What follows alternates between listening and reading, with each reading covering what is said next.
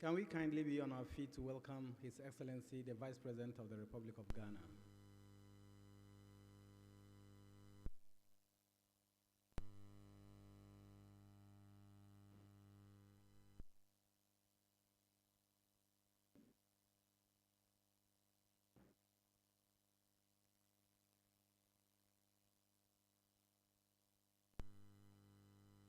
Can we have the national anthem?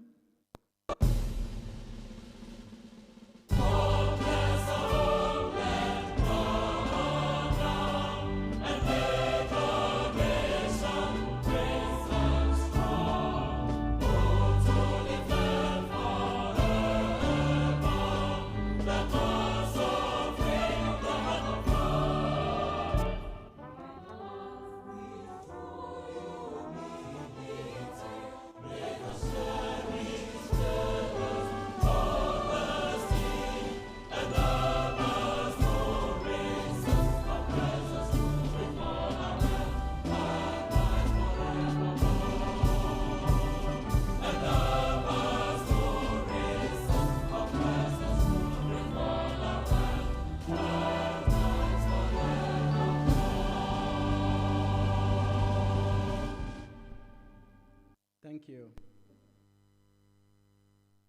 Can we have our seats now? Thank you.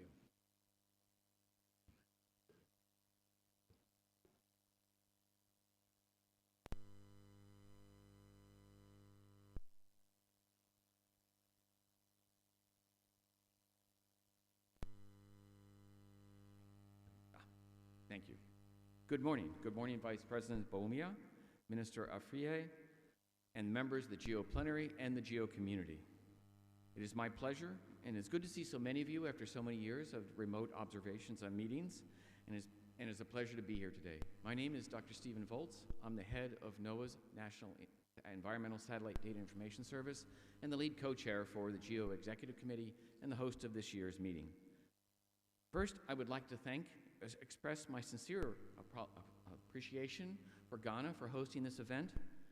It has been 3 years since we last had an in-person event in Canberra, Australia, and it is welcome to be here all today.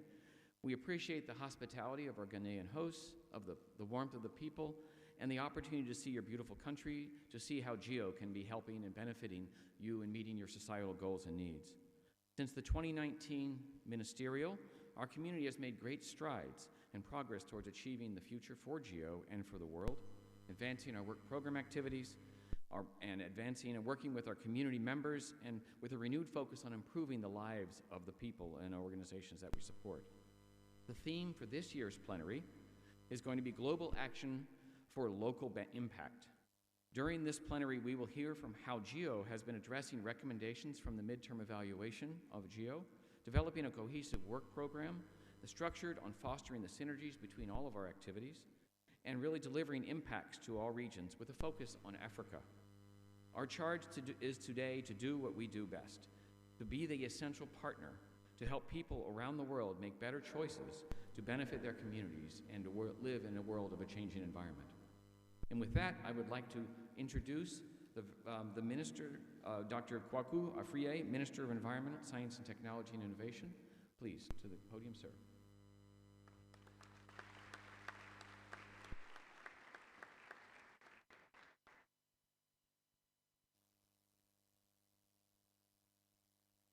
Thank you very much. His Excellency, the Vice President, the lead GEO co-chair, the GEO co-chairs, the GEO Secretariat Director, members of the GEO community, development partners, like we say in West Africa, all protocols observed. That's an omnibus clause too. So that we do not offend anybody. Invited guests, ladies and gentlemen, I'm very pleased to welcome all of you to the 18th plenary session of the Group on Earth Observation, GEO-18, here at the Accra International Conference Center, Ghana. As the Minister for Environment, Science, Technology and Innovation, and bearing the main responsibility to support the government of Ghana to put in place the necessary measures to address the critical environmental challenges of our time, applying science, technology, and innovation. I consider the 18th plenary session as a springboard to accelerate government engagement with the world community to address our environmental challenges. And as we prepare for the Conference of Parties on Climate Change in Sharm el-Sheikh in Egypt, I'm referring to COP27 next week, we also prepare to respond to the unanimous calls for the world community to develop and apply the right technologies to support our mitigation and adaptation measures. The outcome of this session will, therefore, provide us inputs into the presidential and ministerial sessions of COP27. Ladies and gentlemen, Ghana has passed the National Space Science Policy last year in 2021 to, amongst other things, advance the application of space technologies, including satellite observation, to address various environmental and socio-economic challenges. And government has already expressed its commitment to the application of technology in the various aspects of our economy and made significant progress at that. Ladies and gentlemen, I will have this responsibility to attempt to exhibit the mastery of this subject, or let me put it this way. Since this is a pan-sectorial thing with a wide applications, the Environment Minister and the Science Technology Minister cannot do this alone. Very fortunately, the way things are configured in Ghana, ultimately, our Vice President is ultimately responsible for, coordinating all these things under the wider digital application and application of digital technology in general. So we are very, very lucky today to have in our midst also an astute economist who happens to have been raised in rural settings and yet understands the role of technology in our socio-economic transformation and environmental management. This man has just provided us with policy direction for the application of technologies, but almost single-handedly, at least during our tenure as government, handheld all the relevant entities of government to implement and accelerate government's technological agenda. This man has driven Ghana's digitalization agenda to a very, very high appreciable level, and the success stories are there for all to see. This man has the uncanny habit of simplifying things and reducing all the arguments to Boolean proportions. And the gains we stand to make by investing in these frontier technologies, he has led the way and led it into the Ghanaian polity so that the average Ghanaian even understands the importance of digital application of digital technology. Of course, I'm very, very much honored to introduce to you His Excellency, the Vice President of the Republic of Ghana, Dr. Mahmoud Bawumia. Thank you very much.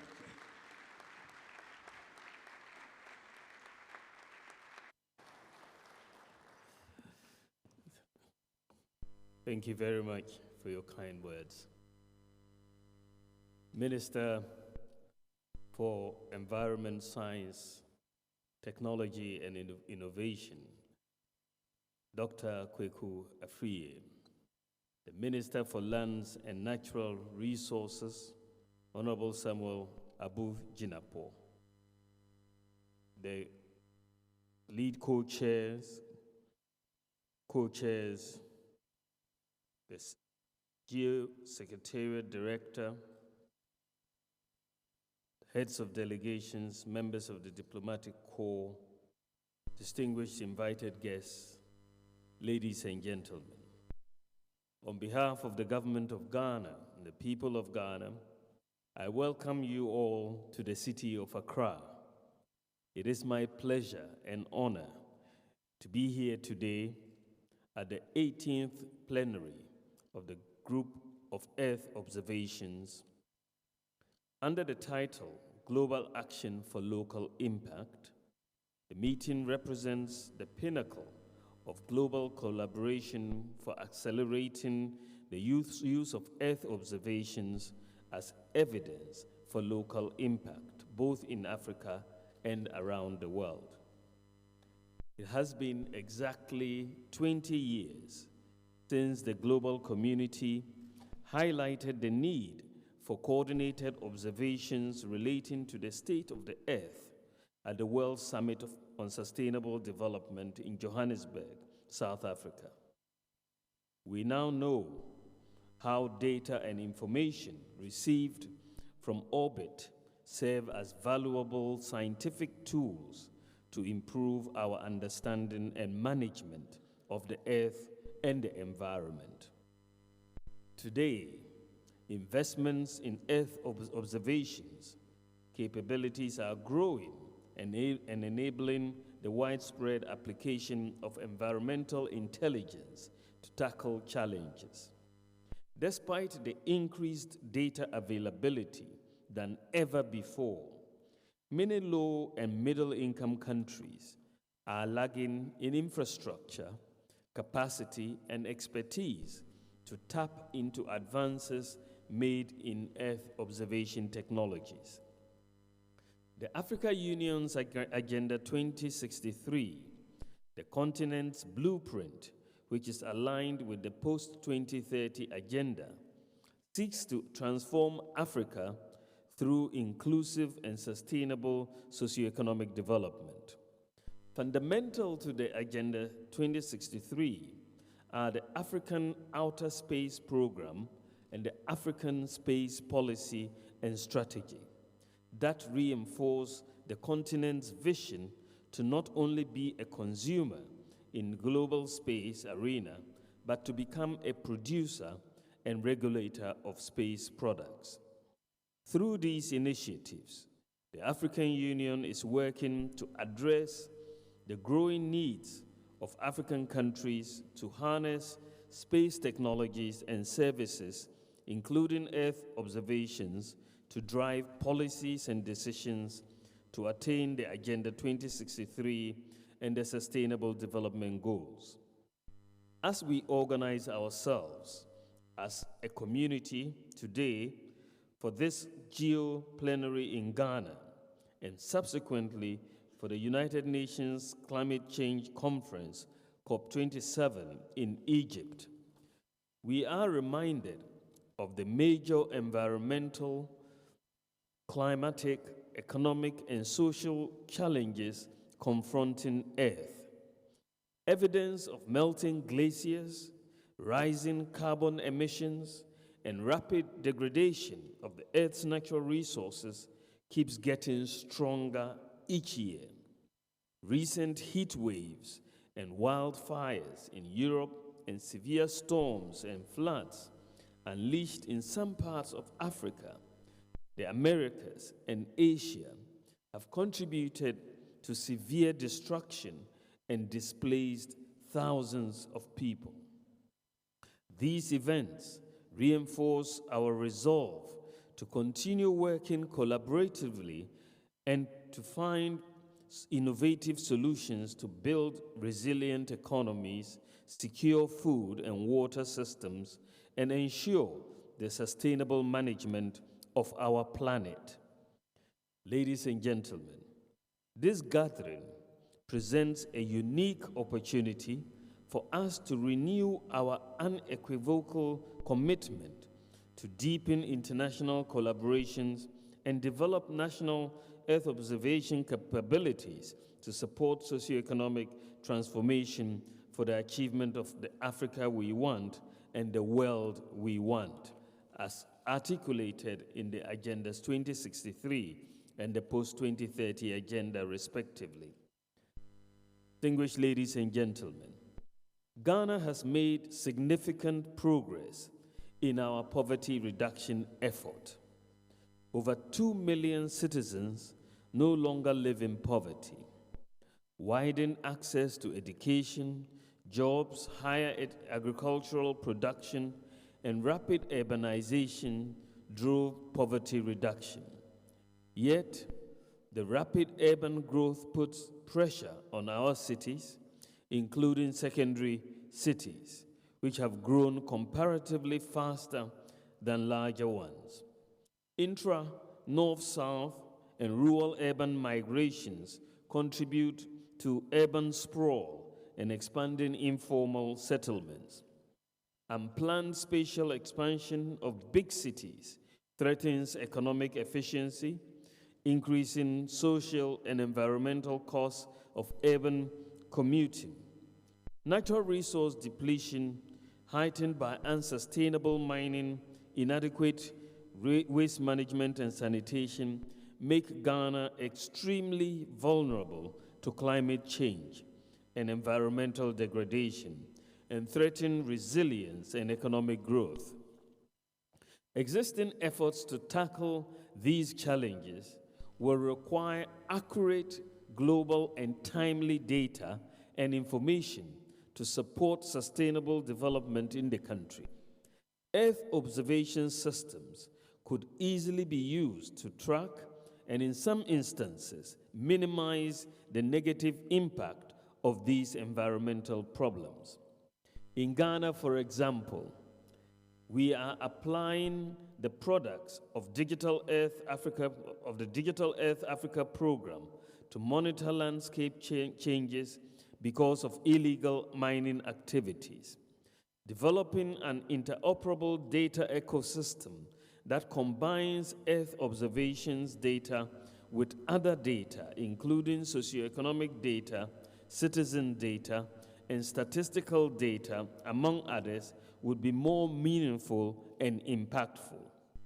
Our development priorities are focused on economic transformation through value addition to create jobs, reduce poverty, and enhance social inclusion, while medium and long-term development plans are underpinned by the Ghana Beyond Aid vision to change the mindsets of our citizens towards an increased reliance on internal resources plus private sector investment to lead transformation. The application of digital technologies is fundamental to the achievement of a Ghana Beyond Aid agenda, with emphasis on the maximization of resources, investments in agriculture, improved health and industrialization, enhancing critical skills and education, and promoting renewable energy and energy efficiency.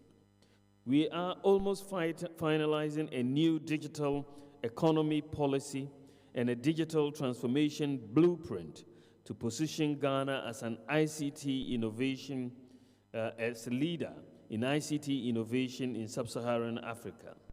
The ongoing Ghana Digital Acceleration Project is expected to increase access to mobile internet and broadband services by encouraging private sector investment in last-mile connectivity in underserved and rural areas, with particular attention to women, persons with disabilities, and the youth. Ladies and gentlemen, Ghana's presidency of the Vulnerable 20 Group, V20, is a manifestation of our country's commitment and priority to joining the rest of the world to address the rapid decline of our planet's health and its vulnerability. The fight against poverty, hunger, natural resource depletion, and efforts towards a clean environment and to achieve economic prosperity is at serious risk without a safe and secure planet. We believe that this gathering offers Ghana and the rest of Africa the opportunity to catalyze increased use of Earth observations data, tools, and services to inform decisions for accelerated climate and sustainable development action. We are working through bilateral and multilateral partnerships to put in place concrete actions to boost resource efficiency, establish a circular economy, mitigate and adapt to climate change, mitigate disaster risks, and halt biodiversity loss. We are also actively pursuing improved ways to harness the power of Earth observations to support planning and decision-making in weather forecasting, measuring land use change such as deforestation, monitoring coastlines, and monitoring and responding to disasters, including fires, floods, and earthquakes. On this note, we are happy to inform you that Cabinet has approved the Ghana Space Policy and the implementation plan that will enable full operationalization of the Ghana Space Agency next year. We extend an invitation to you all to partner with us to embark on this exciting journey. Ghana, through our representatives, has been active in GEO and its activities. We value the GEO convening power to connect countries, organizations, and experts to collectively address global challenges. We are proud to acknowledge the active engagement of our Lands and Natural Resources Minister, Honorable Samuel Abujinapo, on the governing board of the Digital Earth Africa Program, a GEO initiative. Other Ghanaians are playing active roles in several activities, such as GEO land degradation, neutrality, and GEO Blue Planet initiatives. Some Earth observation activities have been implemented to address critical challenges. For example, the application of the Digital Earth Africa tools and services to monitor and quantify deforestation and mining activities in Ghana, monitoring of oceans and coastal through the GEO Blue Planet initiatives, and the integration of geospatial data with statistical data to monitor human movement during the COVID-19 lockdown. I acknowledge the success of GEO in convening the Earth observations community, evident from the increasing number of countries and participating organizations. Providing support for access to Earth observations data goes hand in hand with the required technical expertise and infrastructure. In this regard, I call on the GEO community to continuously invest in capacity development in low and middle income countries to acquire the necessary technologies, knowledge, and skills to access and use Earth observation data effectively.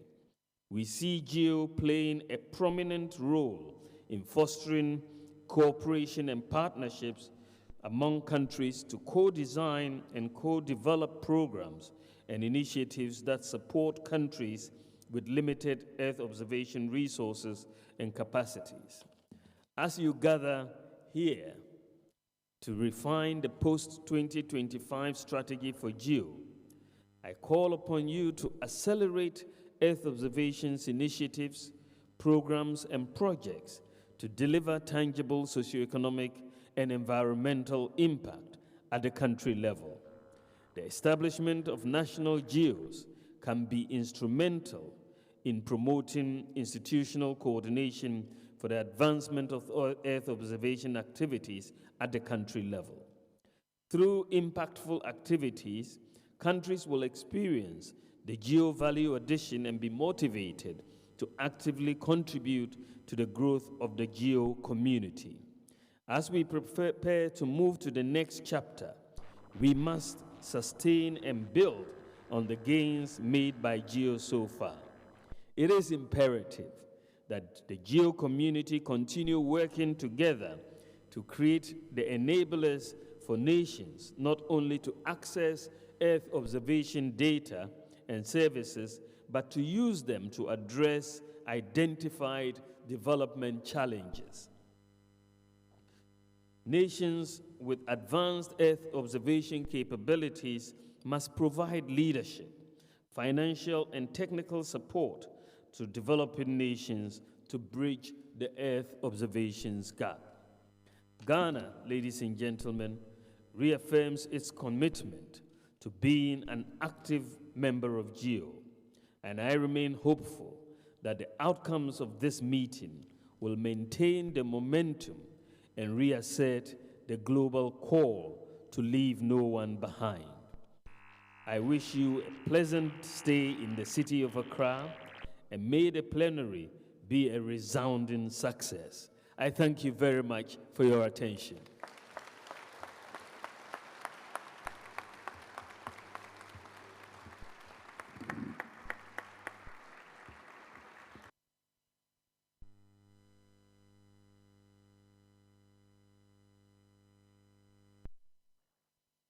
Can we kindly be on our feet to take the national anthem again?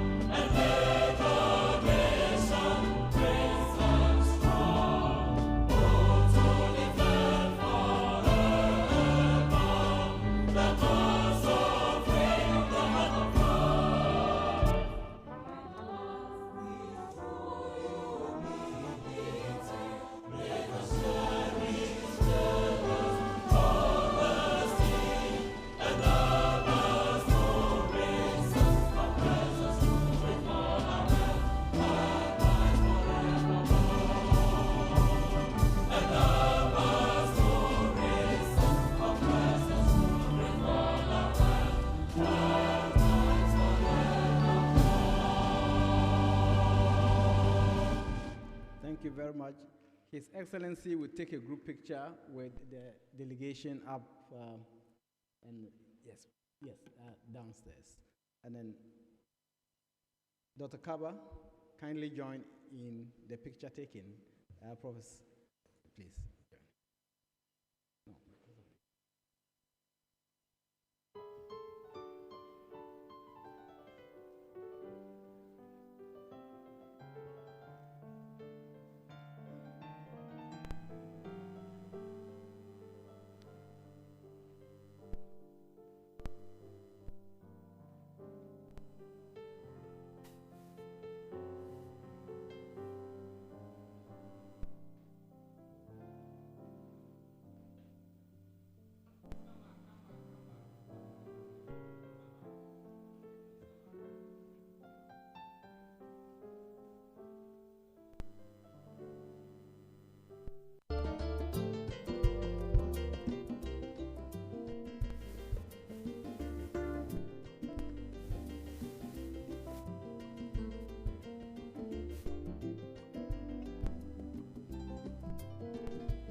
Thank you very much.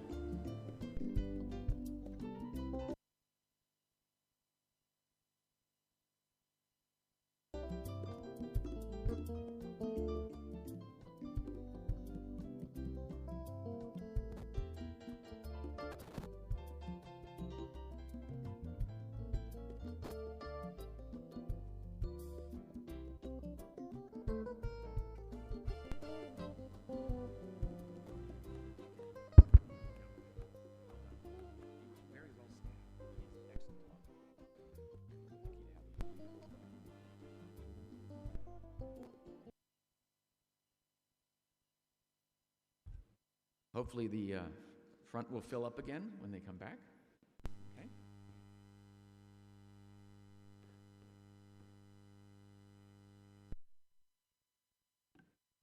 Well, welcome again, and I took notes myself. I couldn't have written a better speech and presented with better context what the Vice President presented to us, and I want to thank both him and the Ghanaian team for obviously an excellent briefing and staffing, preparing him for what is really a charge for all of us.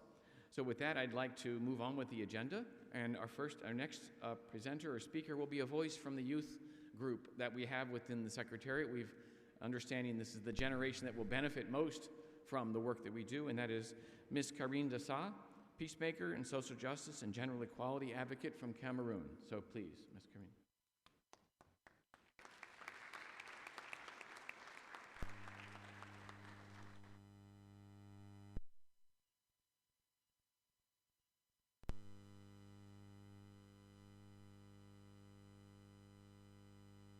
His Excellency the Vice President of Ghana, who is already making his way out of this auditorium, the Honorable Minister of Environment, Ghana, the GEO co-chairs, all protocol duly observed and respected.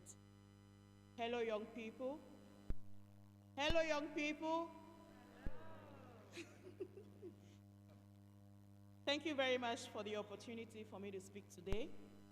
It is indeed a great honor for me to be invited as a young person to GEO Week 2022 and to join the amazing young people who have already spoken at this meeting.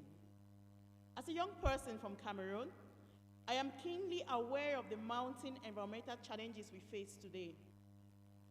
And I am intrigued, how can Earth observation help tackle them? How indeed can global action lead to local impact? My usual work is a little bit different. I'm a youth peace builder working towards mitigating the impacts of the ongoing crisis in the northwest and southwest regions of my country, Cameroon, as part of the United Nations Security Council Resolution 2250 on youth peace and security. But there are, of course, clear links between building peace and protecting the environment. On the one hand, conflict influences the environment by causing direct damage as well as by disrupting productivity and responsible environmental and resource practices. It also induces displacement. And on the other hand, poor environmental and resource practice can increase vulnerability and the risks of violence and conflict. To give an example, water scarcity is a major environmental challenge being caused by the climate crisis. Because of this, violence at water points is very common. In rural communities, women and young girls trek long distances to fetch water, which exposes them to rape and other forms of sexual and gender-based violence. The improper exploitation of natural resources is used to fuel conflict, and militarization of resource exploitation is causing environmental harm through energy use, land degradation, and diversion of finance from other priorities. It is therefore clear that if we want to protect the environment, we need peace. And if we want peace, we must protect the environment. As we head towards COP27, it is clear that we are not doing well on the environment and climate. As UNEP recently reported, the international community is still falling far short of the Paris goals, with no credible pathways to 1.5 degrees in place. The impacts are clear to see: deadly floods, crop failures, raging fires. This is an issue of environmental and social justice. As previous speakers have articulated, many countries in Africa are particularly affected. We rely on the natural environment for our livelihoods, households, and food security. It is the people who contributed less to climate change that are the most affected. I am new to this world of Earth observations, but it also appears that the countries who are most vulnerable to environmental shocks are often the least prepared for them. Despite advances in Earth observation technology and more data being available, countries don't always have the infrastructure, capacity, and expertise to tap into these technologies. I applaud the progress that GEO has made in terms of opening up access to data. With it, countries have been able to predict crop failures, reduce the risks from natural hazards, and find new ways to mitigate climate change.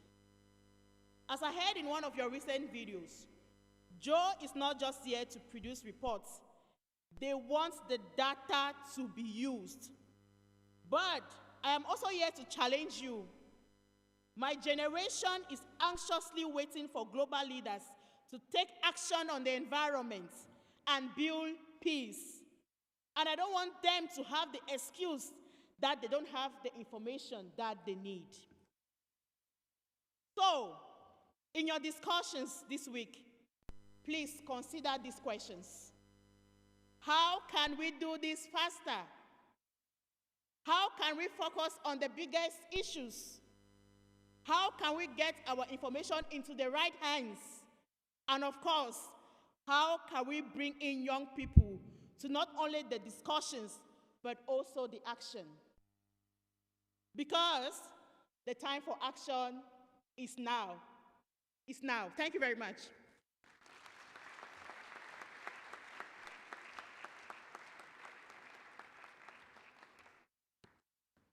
Thank you, Ms. Desai, for the charge and the challenge to all of us. So next on the agenda would be the introduction from each of the four co-chairs of the Executive Committee of the GEO. I'll introduce the four and then have them individually come up and give the presentations. First, we have from the United States, Dr. David Applegate, the Director of the U.S. Geological Survey, Department of the Interior. Next, we'll have a taped presentation from Vice Minister of Science and Technology, Ministry of Science and Technology of Zhang Guanjun, and represented here by his colleague, Ms. Lu Dongzhou. Joanna Drake from the European Commission and the Director General, Deputy DG of the European Commission will be here for the EC. And Bonani Mofé, who is the Deputy Director General of the Department of Science and Technology from South Africa. So we'll start first with Dr. Applegate, please.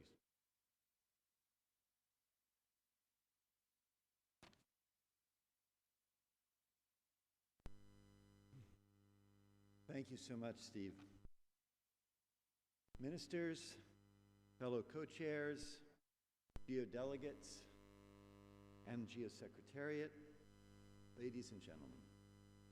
I'm David Applegate, the Director of the U.S. Geological Survey, and I'm pleased to be here with you, part of the U.S. delegation, to this 18th GEO plenary. My first opportunity to attend a GEO Week and the first in-person GEO event since the COVID pandemic. I've already learned so much from the wonderful presentations, thoughtful discussions, and know there's much more to come as we are all gathered here in person. I wish to express my thanks to Ghana for providing such a wonderful venue in which we can get together.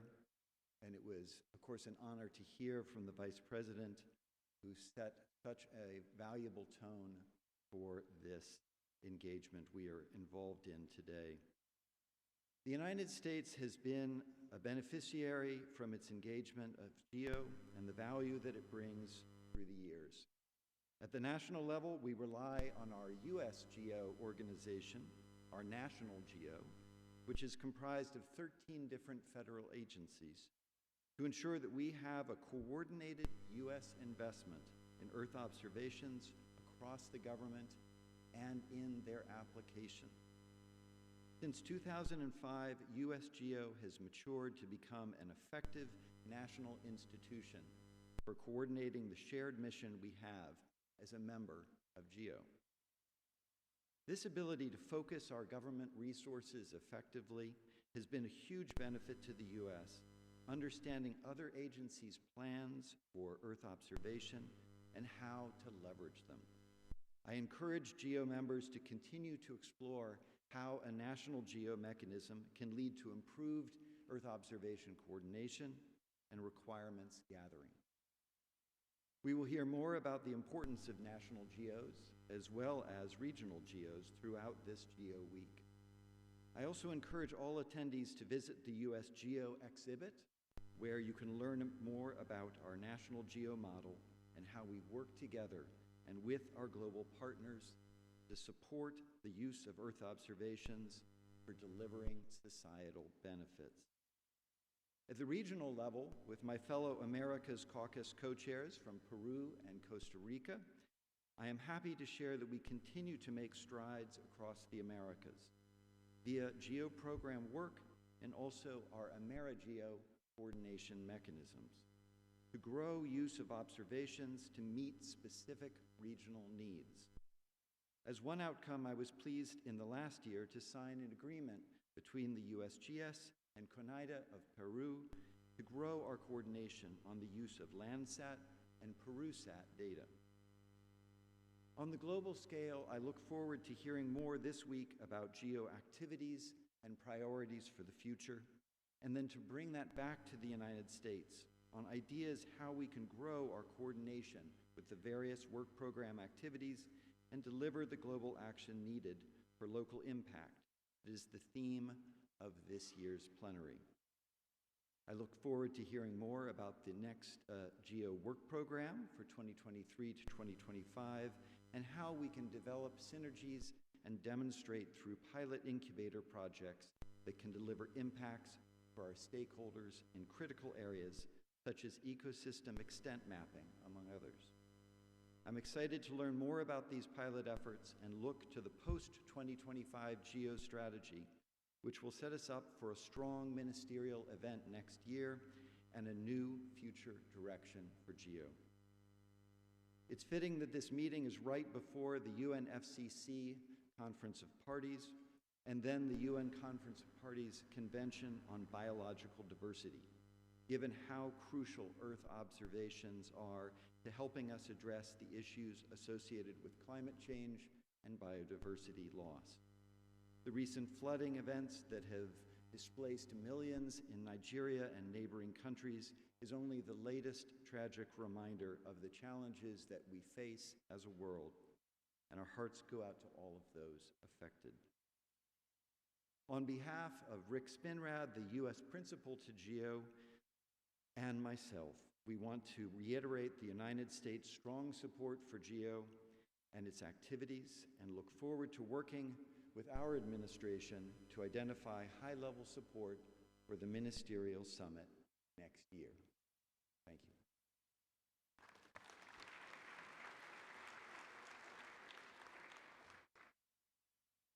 So as I said, Dr. Chang from China was not able to attend in person, but we have a video presentation from him. And if the moderator would please present the introduction from our co-chair from China, please.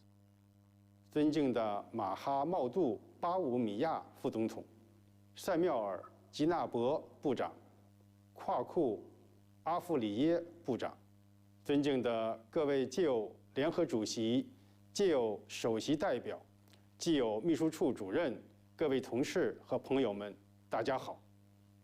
很高兴出席GEO第18届全会。首先，我代表中国代表团对加纳政府、美国轮值主席、GEO秘书处为本次会议所做的精心准备表示诚挚的感谢。对各位嘉宾和同事出席会议表示热烈的欢迎。对GEO各成员国和参加组织本年度在地球观测领域取得的丰硕成果表示衷心的祝贺。过去1年，地球观测技术在实现更加强劲、绿色、健康的全球发展中发挥了重要作用。今年5月，联合国全球地理信息知识与创新中心在中国浙江成立。9月，中国可持续发展科学卫星1号数据面向全球开放共享。全球生态环境遥感监测年度报告工作即将发布北极、海冰类型和密集度等6个数据集产品。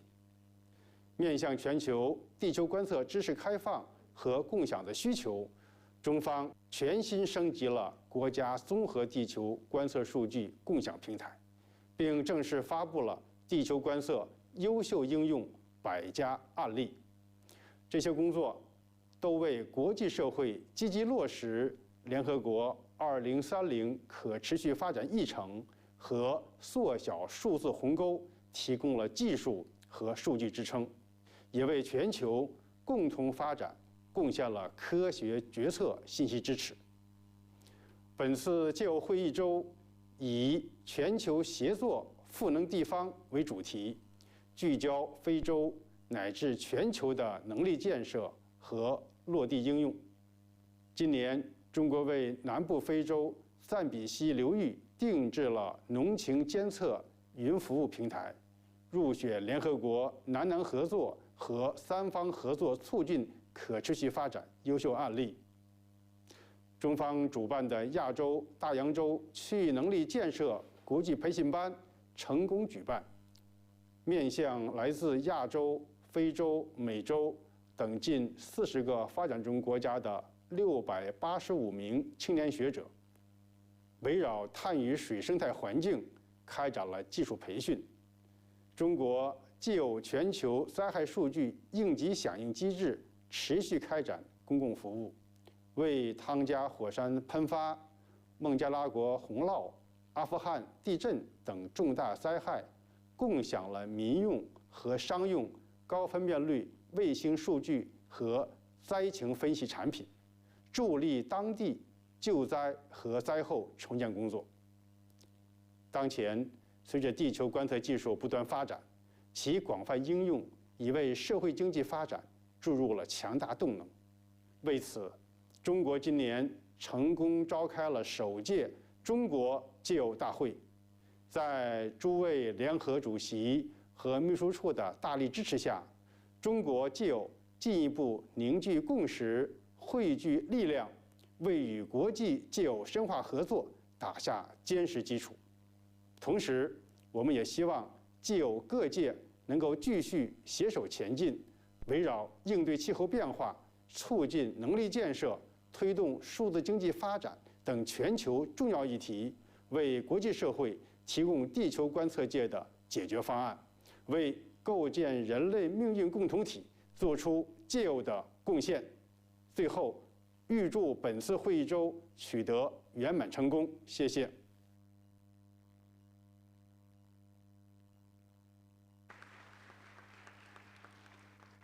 Thank you to Minister Chang in China. Our next speaker will be Ms. Joanna Drake, who is from the European Commission. Please.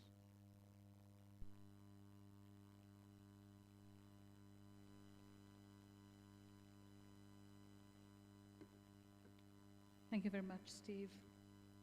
Dear Vice Presidents, Ministers, fellow co-chairs, and esteemed GEO delegates, good morning. In the past years, our world was faced with outstanding crises, being geopolitical, societal, economic, or climate-related, or indeed a combination of these.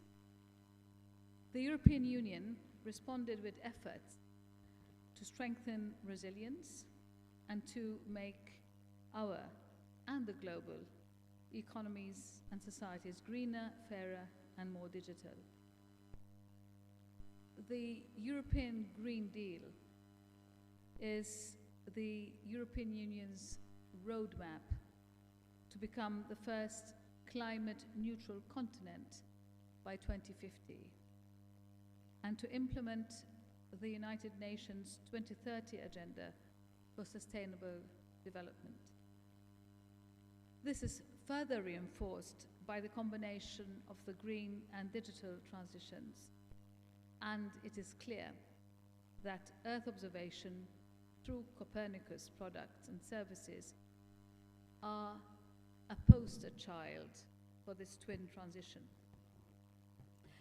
Let me just signal out a few key initiatives conducted in Europe in the last 12 months that are directly relevant to the GEO community.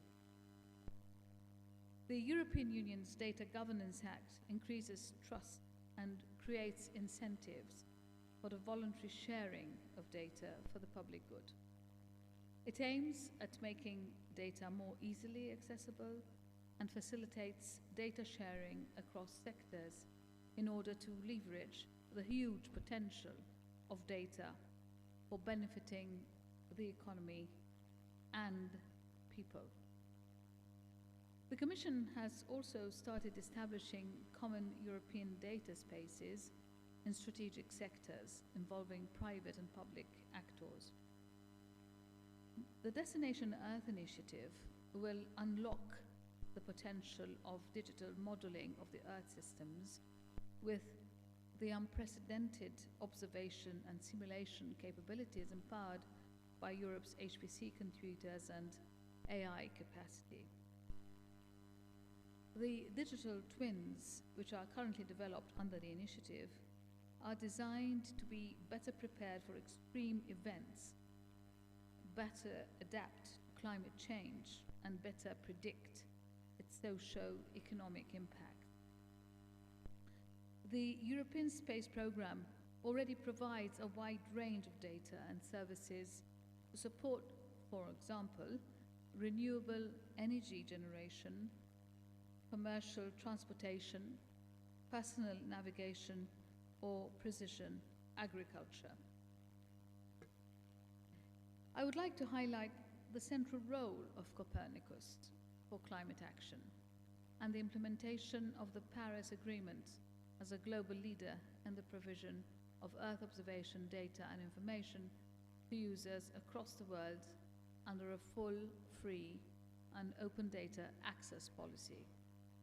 A year ago, the Commission announced the Global Gateway, which is Europe's offer to a world that needs massive investment in clean energy, in roads and bridges that are flood-proof, and in buildings that can withstand extreme heat waves. Investment to prepare health systems for the pandemics of the future and to adapt farming to drier conditions.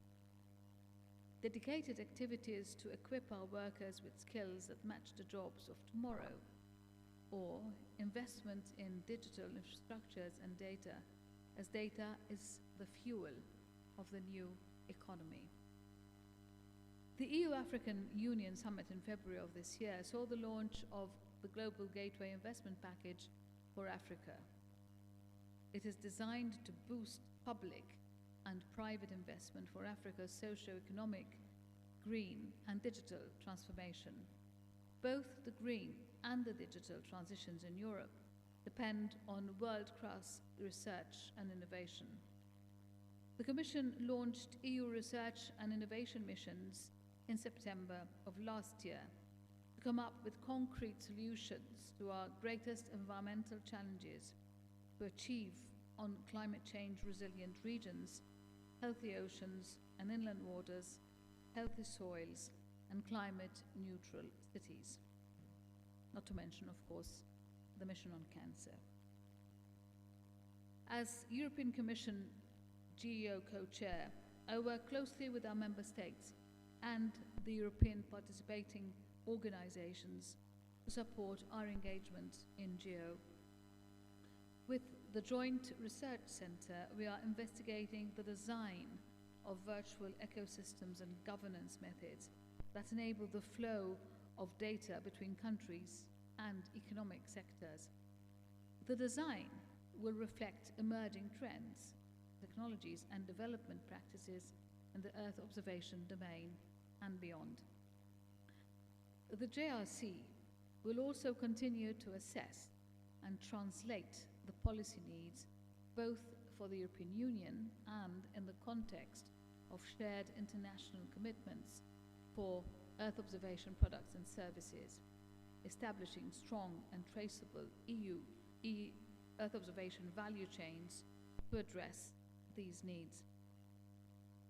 Our colleagues from the European Environmental Agency based in Copenhagen are co-leading the GEO Data Working Group to improve the sharing and the use of in situ Earth observation data by identifying and overcoming common barriers to data sharing in support of the environment and our climate policies.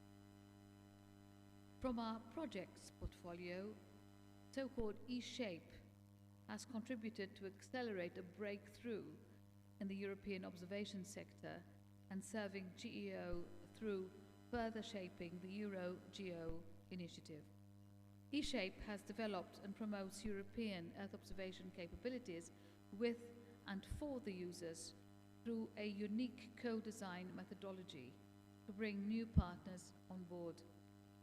This methodology, with its approach to set up and evaluate incubators, also inspired the preparation of the post-2025 GEO work program. The project also developed a self-assessment tool to check fair data principles for all GEO activities.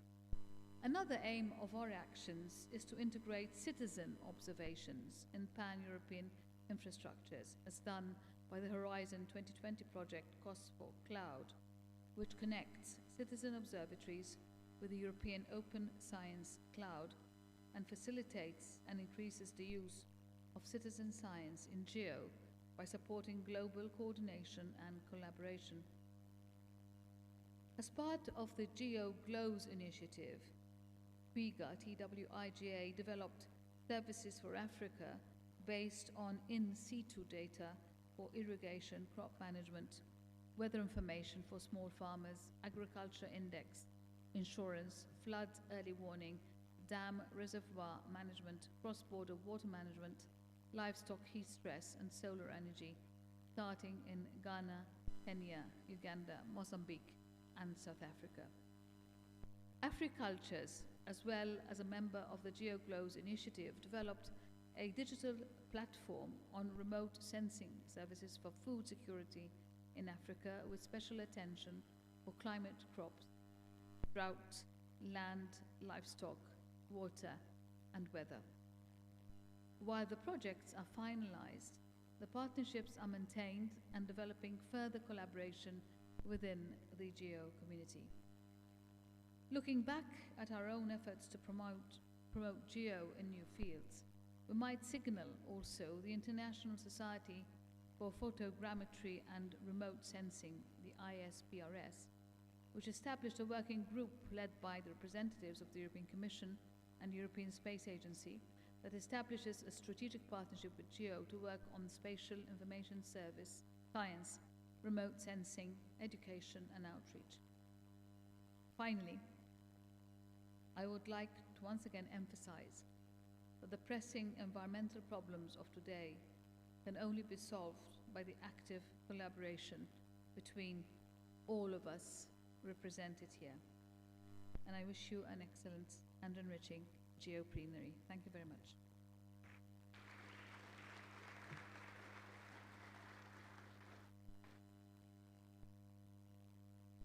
Thank you, Joanna. And let me introduce our fourth co-chair, Mobineni Mufe from South Africa. Please, Mobineni.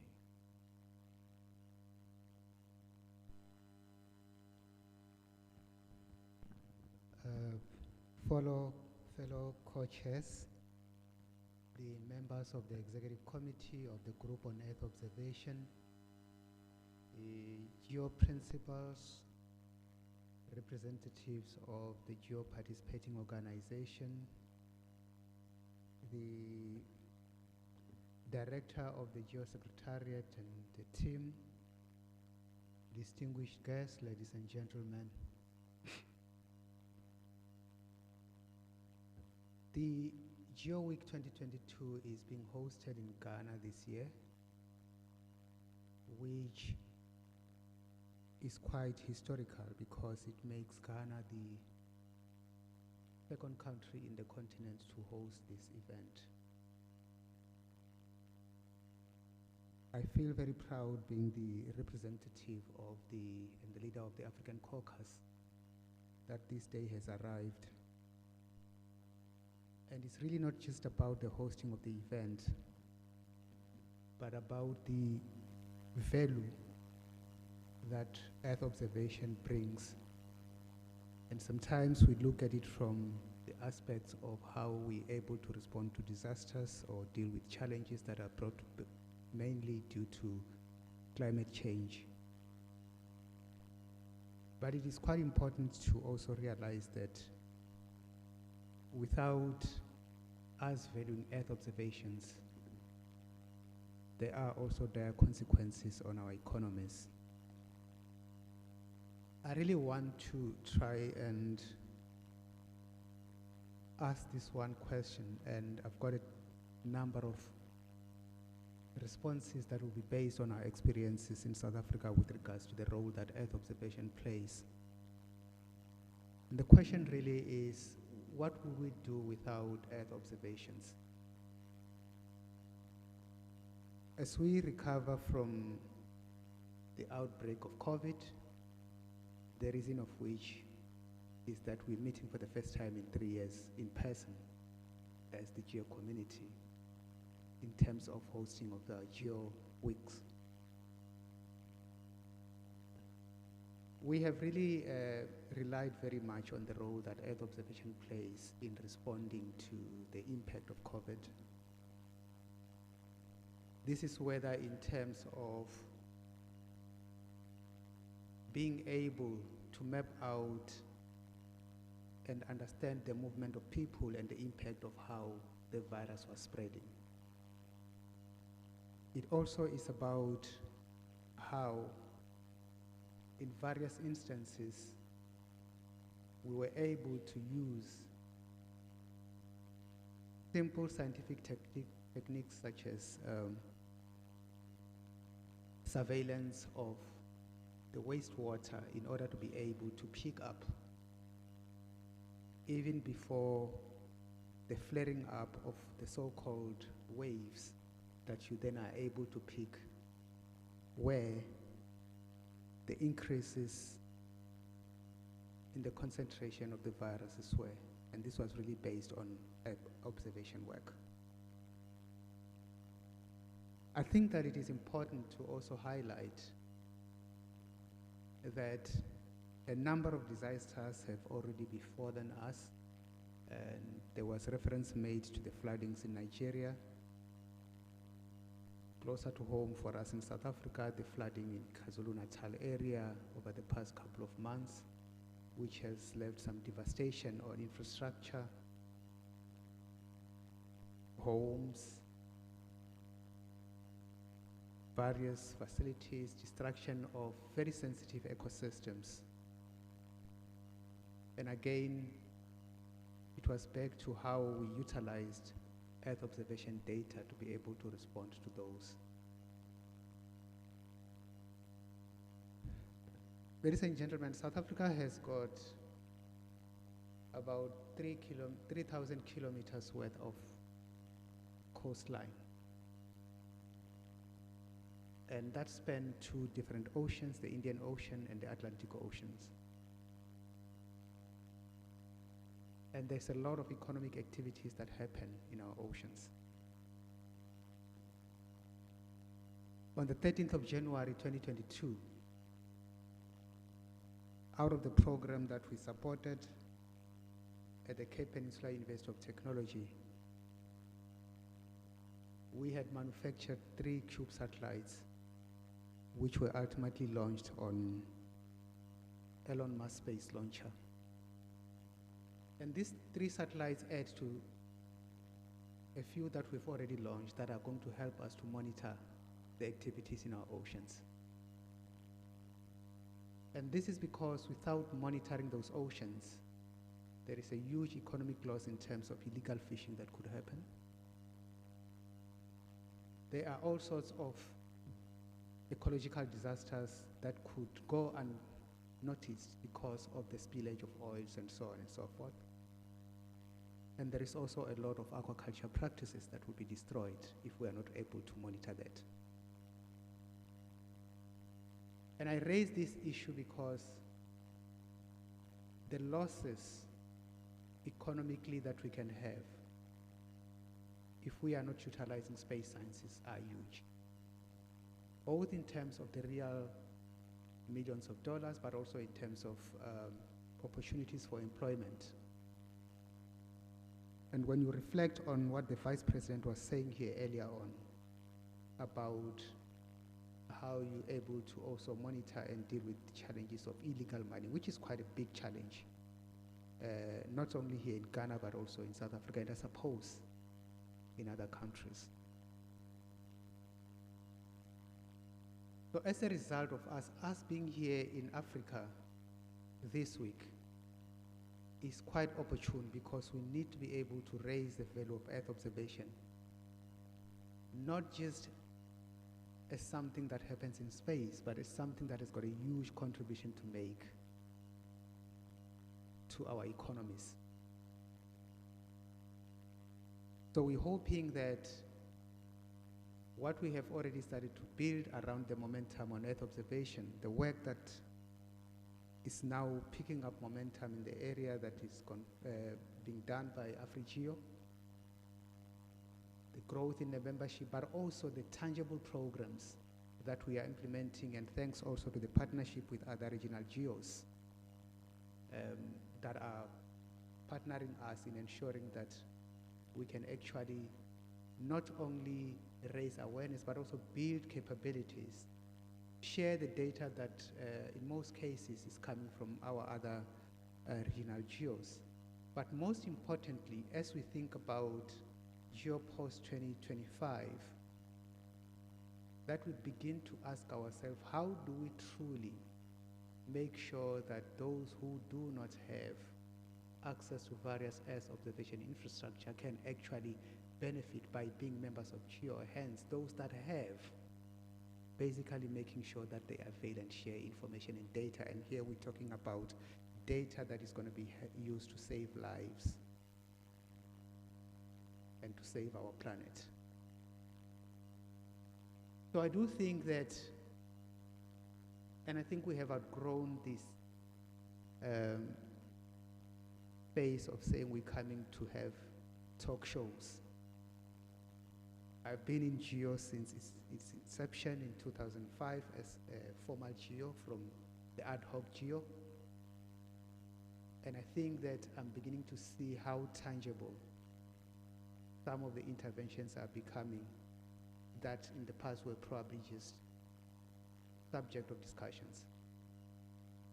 So as we engage today and we especially plan for the future of GEO, we need to think about those very tangible initiatives that will make a difference. Those initiatives that will make our governments to realize the value of Earth observation. So that indeed, when we talk about achieving and reaching some of the Sustainable Development Goals, they're actually about everybody getting there. Because what we have seen, especially what COVID has shown us, is that nobody gets saved when the others aren't safe. So we better make sure that that aspect is actually what we as a GEO community can begin to link. Thanks very much.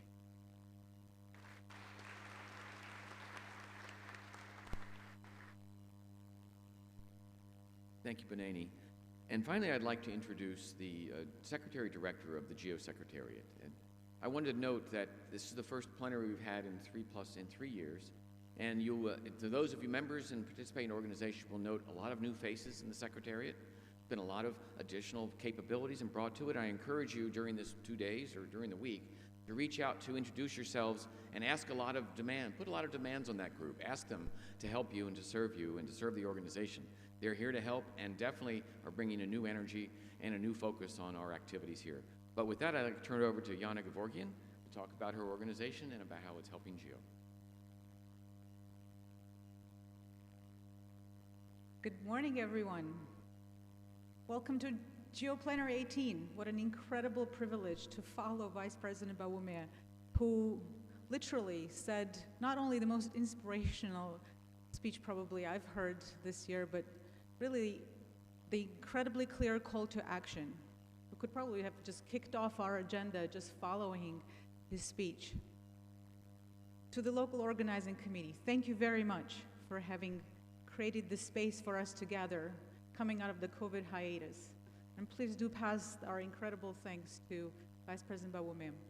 When a few weeks ago, you launched the GEO Week during the media event, your Minister Afriye called it a celebration. And indeed, dear co-chairs, dear delegates from member states, participating organizations, GEO associates, my team, we are gathered here under the banner of Global Action for Local Impact, and that is not an aspirational title. You will hear today and tomorrow about activities that are truly delivering that impact. So back to that comment about this being a celebration. We are indeed celebrating you. For one, we're celebrating your vision. You are visionaries. Almost 20 years ago, you envisioned the kind of society, the kind of future where Earth observations gathered by the public satellite systems paid for by the taxpayer, that data would be available to everyone and for all on the basis of free, open data policy. You envisioned a future where this Earth observation as a matter of public good would be harnessed and leveraged for the benefit of the least developed countries, most vulnerable communities. And you've created a movement that began to realize this robust vision that we are beginning to see to materialize today. The environment that you have enabled through this movement of sharing data, creating standards to promote interoperability and connection of systems, is being realized, and now it belongs to all. It belongs to the public sector. It belongs to the private sector. It belongs to our citizens. Earth observation today is enabling digital transformation and the experience that our society has in interacting with data. Think about the video gamers. I'm going to make this interactive. How many of you play video games? We need more young people here, Corinne. How many of you know people who play video games? How many of you witness people who play video games? Well, video games these days are increasingly integrating environmental scenarios, climate change scenarios in them. People who play Pac-Man, Angry Birds, they're now actually solving climate challenges as they play those games. That is because our information, our science, our data is powering that digital infrastructure. So congratulations, your vision of that open system is being realized. Please, let's take credit for that. We're also celebrating your ambition. Yes, Miko, let's remember, Miko stands for shaking hands, everybody. Shake anytime you agree with something I'm saying. Let's celebrate your ambition. Around 2015 or so, when the global sustainability agendas turned into treaties and countries committed to meet certain targets, you began to pivot towards creating products, information tools, services that would enable countries to deliver on those commitments. And you did that in a way that would build trust in those information tools and services. You did that by way of convening partners who would co-create those tools through broad consensus building. That, I contend, is a calling card of GEO. That was a big ambition at the time, and we have seen this ambition being realized over and over again for years in initiatives like the Global Forest Observation Initiative, like the Global Agriculture Monitoring Initiative, GEOGLAM, which since 2011, that's 11 years and counting, every month, once every month, organizations gather together, collectively assess their assessment of crop conditions, and come out with a single consensus-based authoritative product that they deliver to the agriculture market information system. And since 2016, they've been adapting it also for countries for their early warning. We have been seeing this consensus building to build trust in GeoGLOS, Global Water Sustainability Initiative, in the biodiversity community through GeoBond, in the GeoBlue Planet Initiative. And this list is not exhaustive. So congratulations on that ambition. Through these years of collaborating and convening, we have built incredible social capital. Social capital, there's a shared set of values and common objectives This social capital that we've built allows us to move forward boldly because we know together we can. So where do we go from here? Seems like we've come far. Remember that video game analogy? Every time you see somebody who's beat a level, who's won all the challenges, and they're ready to unlock the next level, how excited do they get? I think that's where we are today. We are ready to unlock that next level. We're talking about the future setting for GEO. As we've playing this game, we have gained experiences. We have gained incredible partners in the public sector, in the private sector, in civil society. We have learned a lot in terms of what we are good at, what we can be the best at, what drives our passion. And we've learned some things where we're not that great at, and people choose to go somewhere else for those things. With all of that knowledge that I hope we harness, we can set a bold agenda that again represents that vision that we know you can bring, the ambition which we know you can bring, and builds a real implementable strategy to make it all realized, just like we've done in the last 17 years. But we've heard the call from the Vice President, from Karine, from our co-chairs, to do it in a faster way, to accelerate. So today and tomorrow, as you listen to presentations and you hear the speakers, I do invite you to think of three things. Not think, actually, no, don't think, do three things. Number one, please tap into that ambition, inject ambition. GEO is recognized as the global powerful convener, as a source for trusted information, but the landscape has changed. There is much greater competition out there, but there is also much greater demand for trusted information source. We must be that organization because countries rely on the consensus-driven products that can inform their policies, that can future-proof their actions. Number two, reach and aim for upwards consensus. I've used the word consensus a lot, but I challenge you to aim for upwards consensus.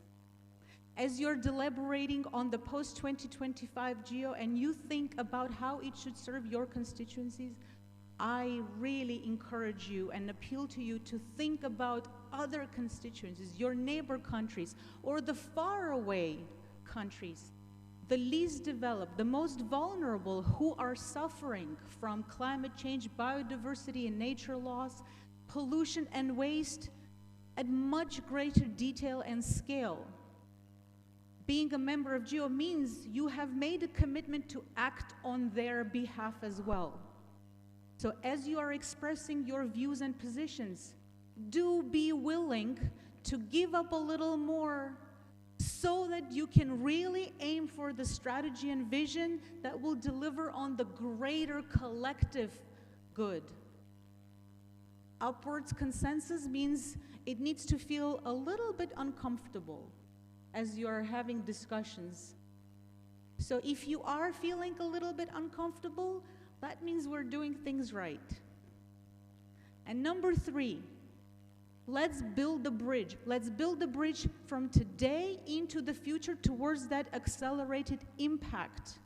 This bridge will stand on the achievements of our community to date.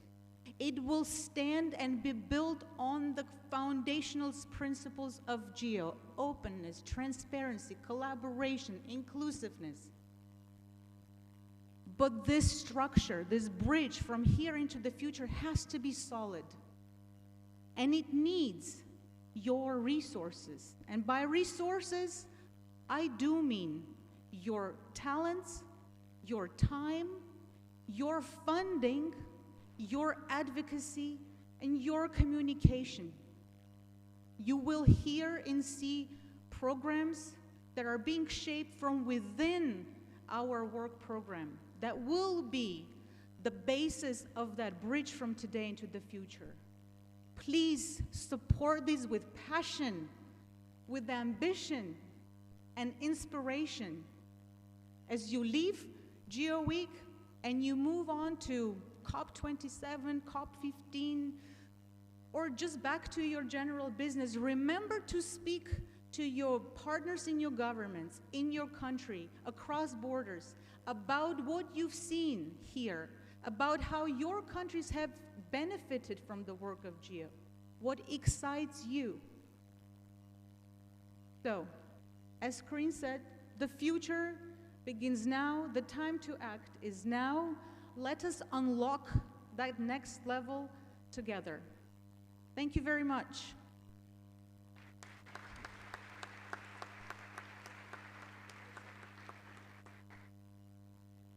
Well said, Yanan, thank you. So now we get to the agenda.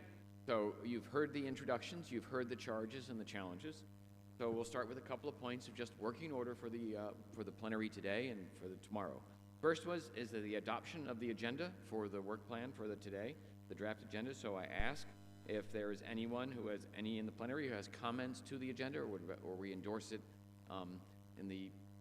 by consensus. And again, we're referring to a colleague of ours who said, so we don't have everybody has to speak up, a simple waving of the hands is a significant concurrence on the agenda, and we'll move forward. Noting several hands waved, we're good. Thank you. So the next step is approval of the draft report of the GEO-17 for decision, and that was submitted to the membership for comments and for observations over the past weeks, and we ask for the plenary to concur on that and to accept it into the record as we move on with GEO-18. So for the GEO-17 plenary report, concurrence from the community. Again, yes? Great. And we're almost to the end of the first session. The last point we would have, I would proposing, I just said we're adopting the agenda, but one change in the agenda that was requested. Typically it's been 3 years, so typical is kind of hard to remember. We introduce new members to GEO, both participating organizations, member states, and associate organizations if we have any. And I'd like to move that up from yesterday to today. And that would be, we have several new members of GEO. First, as a member state, we have the introduction of the Democratic Republic of Congo has joined as the 114th member state. And I don't see anybody at the podium or at their station here, but they're welcomed, and we'd like to welcome the 114th member to the organization. Welcome, Congo.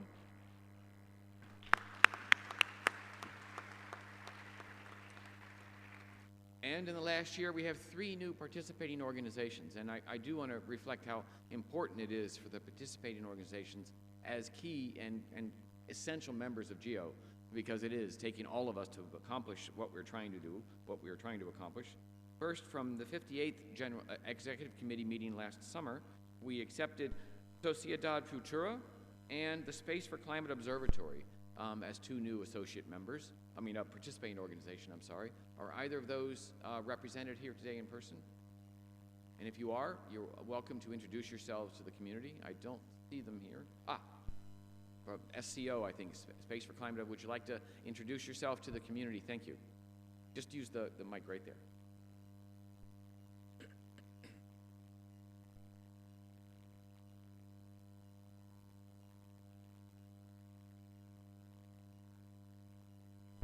No, it's not working. Try.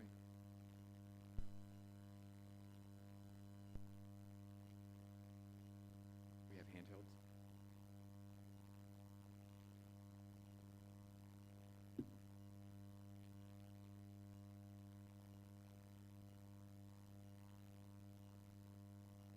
Okay. Sorry. Oh, wait. It's working. Oh, no, it works. Okay. So thank you very much. I'm Linda Tomasini from the French Space Agency, Centre National d'Études Spatiales. And I've been representing also the Space for Climate Observatory, which is becoming a participating organization. And SCO is an initiative which aims at using space data for climate adaptation. It is an international alliance of more than 35 geospatial organizations. And we are trying to foster the development of space applications with the involvement of local users, local stakeholders, public and private entities. So thank you very much. Thank you, and welcome to GEO. And the third participating organization that has joined just in this last week is the West and Central African Research and Education Network, WACREN, I believe it's pronounced. Do we have representatives from here? Yes, please, well, introduce yourselves to the community.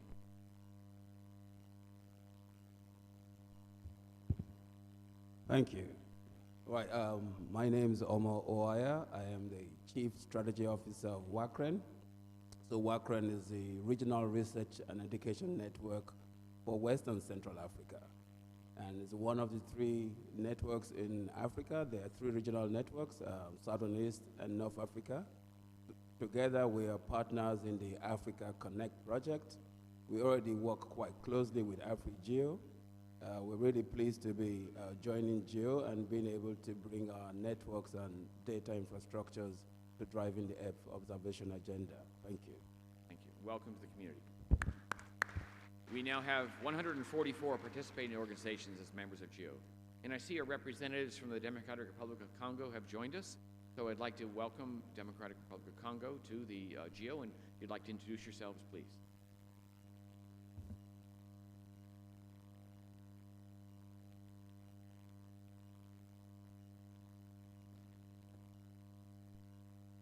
Yeah, thank you very much. I'm an advisor at the Cabinet of the President of the Republic of Congo. I wasn't our Minister of Aménagement du Territoire, supposed to be here by now to give a speech, but he couldn't come, but you will, he sent a video that the General Assembly can follow and understand more about the DRC priority. What I can say is that the President of the Democratic Republic of Congo, His Excellency Félix Antoine Tshisekedi Tshilombo, is leading, doing a great leadership in the climate. We are very conscious about the role that the DRC is playing in the climate change and in the environment. We have 60% of the forest, or rainforest of Bassin du Congo, and this forest playing a strong role on climate change and also on impact to fight against the impact of climate change in the world.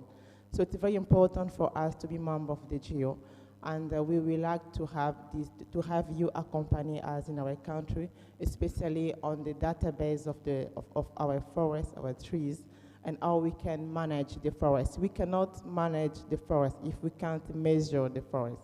So this is very important for us to be part of the GEO, and then we are very happy to follow discussion, and especially to have also some bilateral meeting with the countries who are already in the GEO, and to see how we can foster our participation in the GEO. Thank you.